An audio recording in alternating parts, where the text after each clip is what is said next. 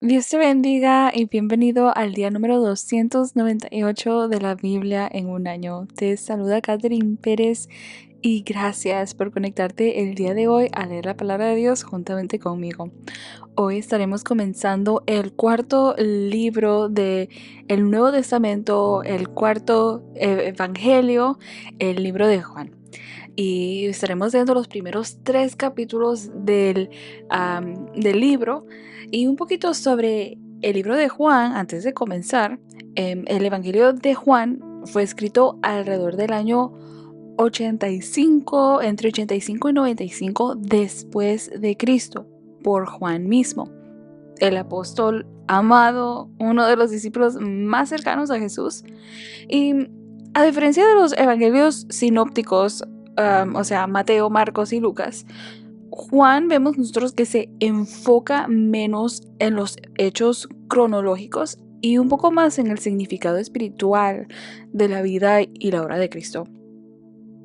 Y vemos nosotros que su propósito queda claro en Juan capítulo 20, verso 31, donde dice: estas cosas se han escrito para que ustedes crean que Jesús es el Cristo, el Hijo de Dios, y para que creyendo tengan vida en su nombre. Aleluya. Así que vamos a comenzar a leer y la estructura del libro es la siguiente. Del capítulo 1 al capítulo 2 estaremos viendo el ministerio público de Jesús, las señales, enseñanzas y confrontaciones que revelan su identidad divina.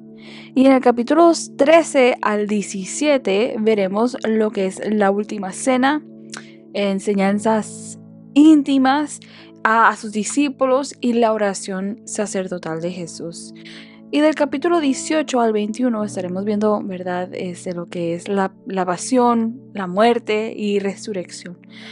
Esa victoria final sobre el pecado y la muerte. Aleluya. Así que una de las cosas que nosotros vamos a poder ver a través del libro de Juan es que nos lleva más allá de lo que podemos ver en la superficie. Nos revela a Jesús como Dios hecho hombre y la luz del mundo y la fuente de vida eterna, que es un llamado nos hace un llamado a una relación personal y profunda con Él, basada en la fe y en el amor. Aleluya. Así que vamos a comenzar a leer el libro de Juan, y antes de comenzar vamos a orar pidiendo a Dios que Él ministre y hable a nuestras vidas a través de este libro. Amén. Padre que estás en el cielo, gracias por tu amor y tu bondad, Señor, por tu palabra, Señor, pidiendo que tú seas hablando y ministrando a cada uno de nosotros, Señor, a través de este último y cuarto evangelio, Señor, que tu Espíritu Santo sea dándonos la revelación, Señor, de aquello que está escrito, Señor, que ha sido escrito. En el nombre de Jesús, amén y amén. Así que vamos a comenzar a leer el libro de Juan, capítulo 1, verso 1 en adelante. Y dice así la palabra de Dios: en el nombre del Padre, del Hijo y del Espíritu Santo. En el principio, la palabra ya existía. La palabra estaba con Dios y la palabra era Dios. El que es la palabra existía en el principio con Dios. Dios creó todas las cosas por medio de Él, y nada fue creado sin Él. La palabra le dio vida a todo lo creado, y su vida trajo luz a todos. La luz brilla en la oscuridad, y la oscuridad jamás podrá apagarla. Dios envió a un hombre llamado Juan el Bautista para que contara acerca de la luz, a fin de que todos creyeran por su testimonio.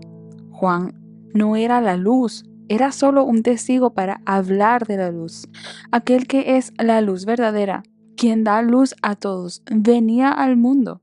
Vino al mismo mundo que él había creado, pero el mundo no lo reconoció. Vino a los de su propio pueblo, y hasta ellos lo rechazaron. Pero a todos los que creyeron en él y lo recibieron, les dio el derecho de llegar a ser hijos de Dios. Ellos nacen de nuevo, no mediante un nacimiento físico como resultado de la pasión o de la iniciativa humana, sino por medio de un nacimiento que proviene de Dios. Entonces la palabra se hizo hombre y vino a vivir entre nosotros. Estaba lleno de amor inagotable y fidelidad, y hemos visto su gloria, la gloria del único Hijo del Padre. Juan dio testimonio de él cuando clamó a las multitudes. A él me refería yo cuando decía, alguien viene después de mí que es muy superior a mí, porque existe desde mucho antes que yo. De su abundancia, todos hemos recibido una bendición inmerecida tras otra. Pues la ley fue dada por medio de Moisés, pero el amor inagotable de Dios y su fidelidad vinieron por medio de Jesucristo. Nadie ha visto jamás a Dios, pero el único que es Dios está íntimamente ligado al Padre. Él nos ha revelado a Dios. Este fue el testimonio que dio Juan cuando los líderes judíos enviaron sacerdotes y ayudantes del templo desde Jerusalén para preguntarle, ¿quién eres? Él dijo con toda franqueza, yo no soy el Mesías. Bien, entonces, ¿quién eres? Preguntaron. ¿Eres Elías? No, contestó. ¿Eres el profeta que estamos esperando? No. Entonces, ¿quién eres? Necesitamos alguna respuesta para los que nos enviaron. ¿Qué puedes decirnos de ti mismo? Juan contestó con las palabras del profeta Isaías. Soy una voz que clama en el desierto. Abran camino para la llegada del Señor. Entonces los fariseos que habían sido enviados le preguntaron, si no eres el Mesías, ni Elías, ni el profeta, ¿con qué derecho bautizas? Juan les dijo, yo bautizo con agua, pero aquí mismo, en medio de la multitud, hay alguien a quien ustedes no reconocen. Aunque su servicio viene después del mío, yo ni siquiera soy digno de ser su esclavo, ni de desatar las correas de sus sandalias. Ese encuentro ocurrió en Betania, una región situada al oriente del río Jordán, donde Juan estaba bautizando. Al día siguiente, Juan vio que Jesús se le acercaba y dijo, miren, el Cordero de Dios que quita el pecado del mundo. A él me refería cuando yo decía, después de mí vendrá un hombre que es superior a mí porque existe desde mucho antes que yo.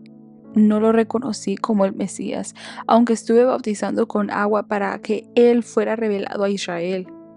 Entonces Juan dio testimonio, vi al Espíritu Santo descender del cielo como una paloma y reposar sobre él. Yo no sabía que era el Mesías, pero cuando Dios me envió a bautizar con agua, me dijo, aquel sobre quien veas que el Espíritu desciende y reposa, es el que bautizará con el Espíritu Santo. Vi que eso sucedió con Jesús, por eso doy testimonio de que Él es el elegido de Dios. Al día siguiente, Juan estaba otra vez allí con 2 de sus discípulos. Al pasar Jesús, Juan lo miró y declaró, miren, allí está el Cordero de Dios. Cuando los 2 discípulos de Juan lo oyeron, siguieron a Jesús. Jesús miró a su alrededor y vio que ellos lo seguían. ¿Qué quieren?, les preguntó. Ellos contestaron, Rabí, que significa maestro, ¿dónde te hospedas? Vengan y vean, les dijo. Eran como las 4 de la tarde cuando lo acompañaron al lugar donde se hospedaba y se quedaron el resto del día con él. Andrés, hermano de Simón Pedro, era uno de estos hombres que, al oír lo que Juan dijo, siguieron a Jesús. Andrés fue a buscar a su hermano Simón y le dijo, hemos encontrado al Mesías, que significa Cristo. Luego Andrés llevó a Simón para que conociera a Jesús. Jesús miró fijamente a Simón y le dijo, tu nombre es Simón, hijo de Juan, pero te llamarás Cefas, que significa Pedro. Al día siguiente, Jesús decidió ir a Galilea. Encontró a Felipe y le dijo, ven, sígueme. Felipe era de Betsaida, el pueblo natal de Andrés y Pedro. Felipe fue a buscar a Natanael y le dijo, hemos encontrado a aquel de quien Moisés y los profetas escribieron. Se llama Jesús, el hijo de José de Nazaret. ¡Nazaret!, exclamó Natanael. ¿Acaso puede salir algo bueno de Nazaret? Ven y compruébalo tú mismo, le respondió Felipe. Mientras ellos se acercaban, Jesús dijo, Aquí viene un verdadero hijo de Israel, un hombre totalmente íntegro. ¿Cómo es que me conoces?, le preguntó Natanael. Puedo verte debajo de la higuera antes de que Felipe te encontrara, contestó Jesús. Entonces Natanael exclamó: Rabí, tú eres el Hijo de Dios, el Rey de Israel. Jesús le preguntó: ¿crees eso solo porque te dije que te había visto debajo de la higuera? Verás cosas más grandes que esta. Y agregó: les digo la verdad, todos ustedes verán el cielo abierto y a los ángeles de Dios subiendo y bajando sobre el Hijo del Hombre, quien es la escalera entre el cielo y la tierra. Juan capítulo 2. Al día siguiente se celebró una boda en la aldea de Caná de Galilea. La madre de Jesús estaba presente y también fueron invitados a la fiesta Jesús y sus discípulos. Durante la celebración se acabó el vino. Entonces la madre de Jesús le dijo: se quedaron sin vino. Apreciada mujer, ese no es nuestro problema, respondió Jesús. Todavía no ha llegado mi momento. Sin embargo, su madre les dijo a los sirvientes: hagan lo que él les diga. Cerca de allí había 6 tinajas de piedra que se usaban para el lavado ceremonial de los judíos. Cada tinaja tenía una capacidad de entre 65 y 113 litros. Jesús les dijo a los sirvientes: llenen las tinajas con agua. Una vez que las tinajas estuvieron llenas, les dijo: ahora saquen un poco y llévenselo al maestro de ceremonias. Así que los sirvientes siguieron sus indicaciones. Cuando el maestro de ceremonias probó el agua que ahora era vino, sin saber de dónde provenía, aunque por supuesto los sirvientes sí lo sabían, mandó a llamar al novio. Un anfitrión siempre sirve el mejor vino primero, le dijo, y una vez que todos han bebido bastante, comienza a ofrecer el vino más barato. Pero tú has guardado el mejor vino hasta ahora. Esta señal milagrosa en Caná de Galilea marcó la primera vez que Jesús reveló su gloria, y sus discípulos creyeron en él. Después de la boda, se fue unos días a Capernaum con su madre, sus hermanos y sus discípulos. Se acercaba la fecha de la celebración de la Pascua judía, así que Jesús fue a Jerusalén. Vio que en la zona del templo había unos comerciantes que vendían ganado, ovejas y palomas para los sacrificios. Vio a otros que estaban en sus mesas cambiando dinero extranjero. Jesús se hizo un látigo con unas cuerdas y expulsó a todos del templo. Echó las ovejas y el ganado, arrojó por el suelo las monedas de los cambistas y les volteó las mesas. Luego se dirigió a los que vendían palomas y les dijo: saquen todas esas cosas de aquí. Dejen de convertir la casa de mi padre en un mercado. Entonces sus discípulos recordaron la profecía de las Escrituras que dicen: el celo por la casa de Dios me consumirá. Pero los líderes judíos exigieron: ¿qué estás haciendo? Si Dios te dio autoridad para hacer esto, muéstranos una señal milagrosa que lo compruebe. De acuerdo, contestó Jesús. Destruyan este templo y en 3 días lo levantaré. ¿Qué dices?, exclamaron. Tardaron 46 años en construir este templo y tú puedes reconstruirlo en 3 días. Pero cuando Jesús dijo ese templo, se refería a su propio cuerpo. Después que resucitó de los muertos, sus discípulos recordaron que había dicho esto y creyeron en las Escrituras y también en lo que Jesús había dicho. Debido a las señales milagrosas que Jesús hizo en Jerusalén durante la celebración de la Pascua, muchos comenzaron a confiar en él. Pero Jesús no confiaba en ellos porque conocía todo acerca de las personas. No hacía falta que nadie le dijera sobre la naturaleza humana, pues él sabía lo que había en el corazón de cada persona. Juan capítulo 3. Había un hombre llamado Nicodemo, un líder religioso judío de los fariseos. Una noche fue a hablar con Jesús. Rabí, le dijo, todos sabemos que Dios te ha enviado para enseñarnos. Las señales milagrosas que haces son la prueba de que Dios está contigo. Jesús le respondió: te digo la verdad, a menos que nazcas de nuevo, no puedes ver el reino de Dios. ¿Qué quieres decir?, exclamó Nicodemo. ¿Cómo puede un hombre mayor volver al vientre de su madre y nacer de nuevo? Jesús le contestó, te digo la verdad, nadie puede entrar en el reino de Dios si no nace de agua y del Espíritu. El ser humano solo puede reproducir la vida humana, pero la vida espiritual nace del Espíritu Santo. Así que no te sorprendas cuando digo, tienen que nacer de nuevo. El viento sopla hacia donde quiere, de la misma manera que oyes el viento, pero no sabes de dónde viene ni a dónde va. Tampoco puedes explicar cómo las personas nacen del Espíritu. ¿Cómo es posible todo esto?, preguntó Nicodemo. Jesús le contestó, ¿tú eres un respetado maestro judío y aún no entiendes estas cosas? Te aseguro que les contamos lo que sabemos y hemos visto, y ustedes todavía se niegan a creer nuestro testimonio. Ahora bien, si no me creen cuando les hablo de cosas terrenales, ¿cómo creerán si les hablo de cosas celestiales? Nadie jamás fue al cielo y regresó, pero el Hijo del Hombre bajó del cielo. Y así como Moisés levantó la serpiente de bronce en un poste en el desierto, así deberá ser levantado el Hijo del Hombre, para que todo el que crea en él tenga vida eterna. Pues Dios amó tanto al mundo que dio a su único Hijo, para que todo el que crea en él no se pierda, sino que tenga vida eterna. Dios no envió a su Hijo al mundo para condenar al mundo, sino para salvarlo por medio de él. No hay condenación para todo el que cree en Él, pero todo el que no cree en Él ya ha sido condenado por no haber creído en el único Hijo de Dios. Esta condenación se basa en el siguiente hecho. La luz de Dios llegó al mundo, pero la gente amó más la oscuridad que la luz, porque sus acciones eran malvadas. Todos los que hacen el mal odian la luz y se niegan a acercarse a ella porque temen que sus pecados queden al descubierto. Pero los que hacen lo correcto se acercan a la luz para que otros puedan ver que están haciendo lo que Dios quiere. Luego Jesús y sus discípulos salieron de Jerusalén y se fueron al campo de Judea.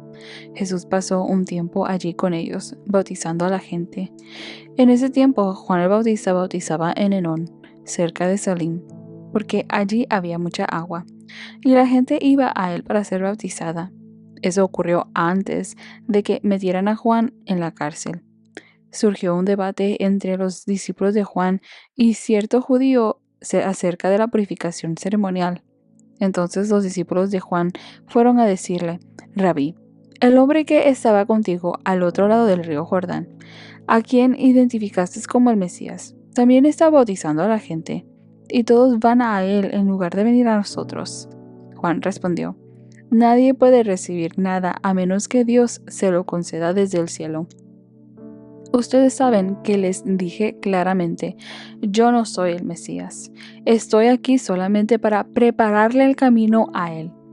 Es el novio quien se casa con la novia, y el amigo del novio simplemente se alegra de poder estar al lado del novio y oír sus votos. Por lo tanto, oír que él tiene éxito me llena de alegría. Él debe tener cada vez más importancia y yo menos. Él vino de lo alto y es superior a cualquier otro. Nosotros somos de la tierra y hablamos de cosas terrenales, pero Él vino del cielo y es superior a todos. Él da testimonio de lo que ha visto y oído, pero qué pocos creen en lo que les dice. Todo el que acepta su testimonio puede confirmar que Dios es veraz, pues Él es enviado por Dios y habla las palabras de Dios, porque Dios le da el Espíritu sin límites. El Padre ama a su Hijo y ha puesto todo en sus manos. Los que creen en el Hijo de Dios tienen vida eterna. Los que no obedecen al Hijo de Dios nunca tendrán vida eterna, sino que permanecen bajo la ira del juicio de Dios. Aleluya, así que hemos leído Juan capítulo 1 al capítulo 3, donde vemos, ¿verdad?, en el capítulo 1 que, bueno, en esos primeros capítulos vemos nosotros que a diferencia de los otros evangelios, Juan nos lleva más allá de los hechos, ¿verdad? Mostrándonos el corazón divino del Hijo de Dios. Y en el capítulo 1 vemos nosotros que Juan inicia revelando a Jesús como el Verbo eterno, que existía desde el principio. El Creador que se hizo carne y habitó entre nosotros.